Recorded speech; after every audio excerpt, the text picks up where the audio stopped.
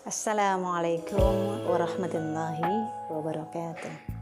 Salam cinta sehidup sesurga. Wahai sobat, bagaimana kabarnya hari ini? Semoga kita semuanya bahagia dan bersyukur dimanapun kita berada. Hai sobat, saya masih bicara tentang sepasang suami istri. Masih bicara tentang bagaimana sepasang suami istri dalam rumah tangga. Suatu hari seorang wanita ini mengeluhkan suaminya yang dulu ketika masih kenalan gitu ya, masih belum menikah gitu ya. Suaminya ini dulu adalah orang yang rajin sholat, orang yang tidak pernah meninggalkan sholat. Tetapi pada saat menikah, awal-awal masih rajin sholat, lama-kelamaan ketika punya anak, sholat sudah mulai ditinggalkan. Sholat itu hanya ketika dia ada masalah gitu ya. Ketika dia galau, ketika dia sedih, baru dia melaksanakan sholat. Subhanallah, inilah salah satu kisah dari puluhan bahkan ribuan sepasang suami istri gitu ya, yang mungkin ada yang mengalami seperti ini gitu ya. Terus apa yang kita lakukan sebagai seorang istri ketika terdapat suami kita tidak melakukan sholat? Yang pertama, kita ingatkan bahwa sholat itu rukun Islam. Nah, bagaimana kita mengingatkannya sebagai seorang istri? Dengan cara yang baik tentunya, dengan waktu yang baik tentunya.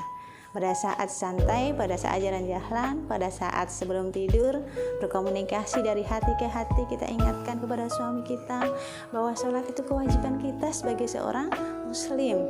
Sholat itu adalah nanti dihisab pertama kali ketika kita di yaumil hisab. Subhanallah.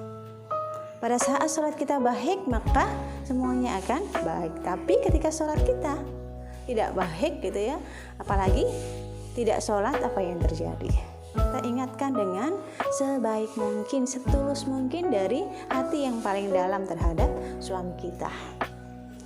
Terus yang kedua, ingatkan tentang anak-anak, bahwa dalam berkeluarga tentunya kita mempunyai beberapa anak. Ada yang satu anak, dua anak, mungkin ada juga yang beberapa anak. Kita ingatkan suami kita bahwa kita ini punya anak yang tentunya nanti anak-anak kita agar menjadi anak-anak yang soleh dan solihah. Saat kita meninggal, anak-anak kita mendoakan kita gitu ya. Nah, kalau kita ingatkan ini, maka mudah-mudahan suami ini akan luruh gitu ya. Karena sebagai orang tua tentunya kita itu sebagai teladan untuk anak-anak kita. Kalau kita mengerjakan sholat, tentunya anak-anak kita ikut mengerjakan sholat juga. Terus yang ketiga, katakan kepada suami kita kalau kita sebagai istrinya sangat mencintainya. Kita sangat mencintainya dan kita ingin hidup bersamanya bukan hanya di dunia, tetapi juga nanti ketika di surganya Allah Subhanahu wa Ta'ala. Nah, kalau ingin hidup itu bahagia bukan hanya di dunia tapi juga di surganya Allah, kita bersama-sama menjalankan ibadah sholat ini bersama-sama. Terus yang selanjutnya, bisa kita coba mengajak suami kita untuk ikut pengajian gitu ya, pada orang-orang yang disegani atau ulama yang diminati gitu ya. Tapi sebelumnya kita selidiki dulu siapa sih ulama yang disegani oleh suami kita.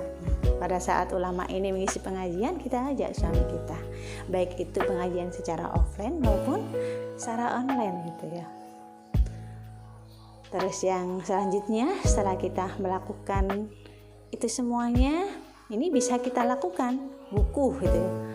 Ada buku tentang sholat di rumah, mungkin kita letakkan di suatu tempat yang mudah dibaca, dijangkau oleh suami kita. Buku tentang sholat, kewajiban sholat, bagaimana orang-orang yang tidak meninggalkan, meninggalkan sholat itu hukumnya bagaimana gitu ya. Subhanallah gitu ya. Terus yang terakhir, tentu tidak lupa kita sebagai seorang istri mendoakan kepada Allah Subhanahu wa taala gitu ya, agar suami kita dibukakan hatinya kembali menjadi orang yang soleh dan menjalankan sholat 5 waktu tentunya, agar dia juga bisa menjadi pemimpin dalam rumah tangga, menjadi teladan dalam rumah tangga gitu ya.